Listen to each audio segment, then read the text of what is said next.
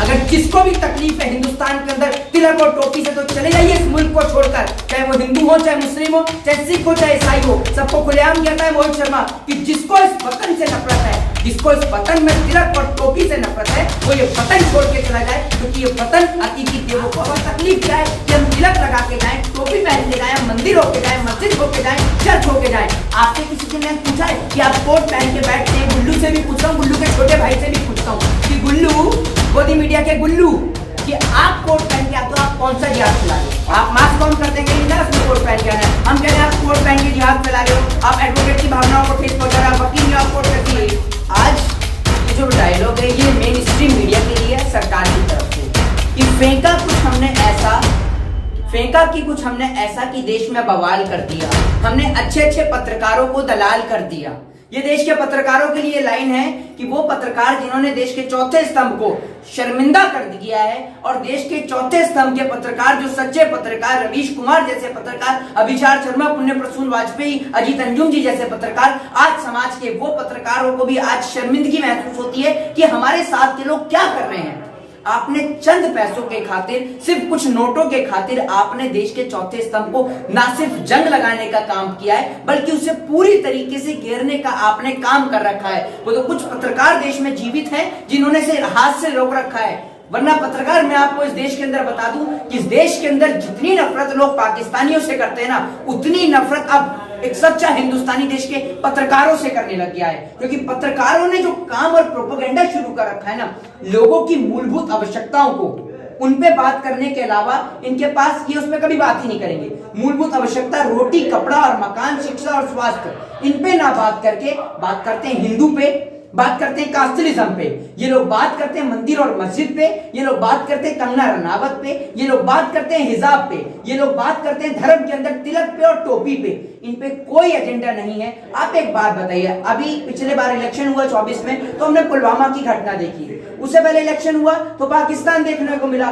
फिर इलेक्शन आया तो सीएनआरसी देखने को मिला, कभी इलेक्शन आता है तो मॉब लिंचिंग देखने को मिलती है, कभी इलेक्शन आता है तो हिंदू खतरे में देखने को मिलता है। ये इलेक्शन चल रहा है या फिर कोई मदारी का खेल चल रहा है? अरे कभी कोई खतरे में, कभी कोई खतरे में। हिंदू मुस्लिम के अलावा कोई और एजेंडा इस देश के अंदर बाकी है या नहीं, ये बताइए। ये खाली हिंदू मुस्लिम पे ही बात करनी है तो एक काम करते हैं, अगर बात हिंदू मुस्लिम पे करनी है तो प्रधानमंत्री नरेंद्र मोदी जी को कुर्सी से हटा के एक पंडित को बिठालते हैं, और दूसरी जगह अमित शाह को हटा के एक मौलाना को बिठालते हैं, और मौलाना और पंडित का ये खेल पूरे देश में सिलसिला शुरू करते हैं। आप क्या देश को सिखा रहे हैं और क्या देंगे देश की आने वाली जनरेशन को? बेहतर शिक्षा आपके पास में नहीं है, आप बेहतर हेल्थ की बात नहीं करते। आपका वो गुल्लू का छोटा भाई एक और आ गया है? ये गुल्लू का छोटा भाई आप देख रहे हैं, ये और भी बड़ा खेल खेल रहा है। जी मैं बता रहा हूँ, गुल्लू का छोटा भाई लिखता है स्कूल में हिजाब, कट्टरपंथ का नकाब। अच्छा, ये हमने तिलक लगा रखा है, आप बताएंगे कि ये कट्टरपंथी है क्या है? आपसे पूछ के जाएंगे। जब हम परीक्षा देने जाते हैं, तो जब हम मंदिर से आते हैं तो हमारी माता श्री हमारे माथे पे तिलक लगाती हैं, और आपको उससे तकलीफ क्या है कि हम तिलक लगा के जाएं, टोपी पहन के जाएं, मंदिर होके जाएं, मस्जिद होके जाएं, चर्च होके जाएं। आपसे किसी ने पूछा है कि आप कोट पहन के बैठते हैं? गुल्लू से भी पूछता हूँ, गुल्लू के छोटे भाई से भी पूछता हूँ कि गुल्लू, गोदी मीडिया के गुल्लू और जितने भी तेरे आसपास के लोग हैं, उन सभी से मैं पूछता हूँ कि आप कोट पहन के आते हो, आप कौन सा जिहाद फैला रहे हो? बताइए ना। आप मास्क कौन करते हैं? कहीं लिखा है उसमें कोट पहन के आना है? हम कहते हैं आप कोट पहन के जिहाद फैला रहे हो, आप एडवोकेट की भावनाओं को ठेस पहुंचा रहे हो, वकील ने आप कोट कैसे पहन रहे हो? फिर हम बोले तो फिर ये बताइए ना। आपसे किसी ने बोला है कभी कि आप कोट क्यों पहनते हैं? आपसे कभी किसी ने पूछा है कि आप जीन्स क्यों पहनते हैं, आप टॉप क्यों पहनते हैं, आप लोअर क्यों? इतनी सारी रिपोर्टर्स आती हैं, इतनी सारी रिपोर्टर्स हैं भैया, कोई कुछ पहन के आता है, कोई कुछ पहन के आता है। कभी किसी ने उनसे कहा है कि आप साड़ी भी पहनती हैं, आप जीन्स भी पहनती हैं, आप टॉप भी पहनती हैं, सब चीजें पहनती है? आपसे तो कभी किसी ने मना नहीं किया कि आप ये चीज मत पहनिए। तो आप कौन होते हैं बताने वाले कि हिजाब है या फिर बुर्खा जी या तिलक है या तिलक कट्टरपंथी है या टोपी कट्टरपंथी है? कि आपको कौन बताता है? कौन से धर्म से पढ़ के आए हैं गुल्लू या तिहाड़ी? कौन है ये सब? इनकी लिस्ट जो है, ये सारे के सारे दंगाई लोग हैं। ये ऐसे हैं, सरकार के कुछ पैसे के खातिर इन्होंने देश में सब कुछ बेचना शुरू कर दिया है। और सलाह देता हूं, चाय बेची है यार, देश बेच ही रहे हैं, कम से कम देश की अनेकता एकता को तो मत बेचिए। चाय भी बेच रहे हैं, देश भी बेच रहे हैं, कम से कम देश के लोगों को तो बख्श दीजिए। आप क्या चाहते हैं? आप हम लोग आपस में लड़के मरे? अरे हमारे देश की तरक्की और डेवलपमेंट सोच लीजिए। देश कहां जा रहा है आज? सब देश इतनी तरक्की डेवलपमेंट पे पहुंच रहे हैं, आप हमारे देश के अंदर बात ही नहीं करते हैं डेवलपमेंट पे। आपने हमारे देश के अंदर स्कूलों पे इतने मोटे मोटे ताले लगा दिए हैं, आपको स्कूलों के नाम से कोरोना याद आता है, आप चुनाव के नाम पे कोरोना भूल जाते हैं। जनाब, इस देश की तरक्की के लिए सोचिए, ये देश डेवलप कैसे होगा इस पे सोचिए। आप सुधीर चौधरी को जान रहे हैं? कौन है ये? डीएनए वाले, जी न्यूज के। वो तो नहीं जो तिहाड़ से आए हैं, उन्हीं की बात तो नहीं कर रहे आप? वही है। वही है। अगर डीएनए किया है क्या? तिहाड़ में कैसी कैसी फैसिलिटी होती है, कभी इसमें भी डीएनए करके दिखाइए। आप तो एक्सपीरियंस होल्डर हैं। मतलब वो अपने शो में सवाल कर रहे हैं, स्कूलों में मदरसा मॉडल क्यों, और वो भी सवाल कर रहे हैं आज हिजाब की मांग, तो भविष्य में क्या होगा? हाँ, स्कूल में मदरसा मॉडल क्यों? कभी आपने पूछा है कि आप ही के साथी गुल्लू तिहाड़ी, आप ही का एक साथी है जो खूब बहुत तेज तेज चिल्ला पाए, आपने देखा होगा, कौन सा पता नहीं, वो चौरसिया है, मुझे उसका नाम भी नहीं लेना है मुझे, ठीक है ना, वो चौरसिया जो भी है व्हाटएवर, ठीक है, वो आता है और आकर आपने देखा है कि उसको देश के अंदर जो देश के खातिर शहीद होने वाले जवान है उनका नाम नहीं याद रहता। उस पर आपने कभी डीएनए किया कि आप कैसे एक शो में शराब पी के घुस जाते हैं? बताइए। आप देश के चौथे स्थान में, शर्म आनी चाहिए। और तड़ी पार वो लोग हैं जिनको समाज से बहिष्कृत किया जाता है, वो लोग जो समाज में रहने योग्य नहीं है, वो तड़ी पार कहलाते हैं। और ऐसे व्यक्ति आज लोगों को सलाह देंगे हैं कि 100 चूहे खा के बिल्ली हज को चली, वो वाला हिसाब है। और सवाल ये था कि जो लड़की मुस्कान है जी, उसको लेकर के उनको बदनाम करने के लिए सोशल मीडिया पर एक पूरा कैंपेन चल रहा है, जहां पर उसकी तस्वीर को लगा करके और बॉडी किसी और दूसरी लड़की का होता है, उसको फोटोशॉप करके लगातार बदनाम करने की कोशिश की जा रही है। इसको आप किस तरह से देख रहे हैं? एक बात मैं आपको बता दूं कि पहले सरकार के पास एक लेटेस्ट टॉपिक था हर चीज के लिए। देश में बेरोजगारी है, नेहरू, और इस बात का ऑफिशियली प्रूफ है 1947 में नेहरू जी के भाषण देने की वजह से देश में बेरोजगारी है। बीजेपी के नेता बोलते हैं, सुन लीजिए अंधभक्तों, ये आपके नेता का स्टेटमेंट है, मेरा पर्सनल कोई व्यू नहीं है, ये आपके नेता का स्टेटमेंट है। फिर उनके बाद इनके पास में आया पाकिस्तान। नेहरू जब थोड़ा सा पुराना हुआ तो इनके पास में आया पाकिस्तान।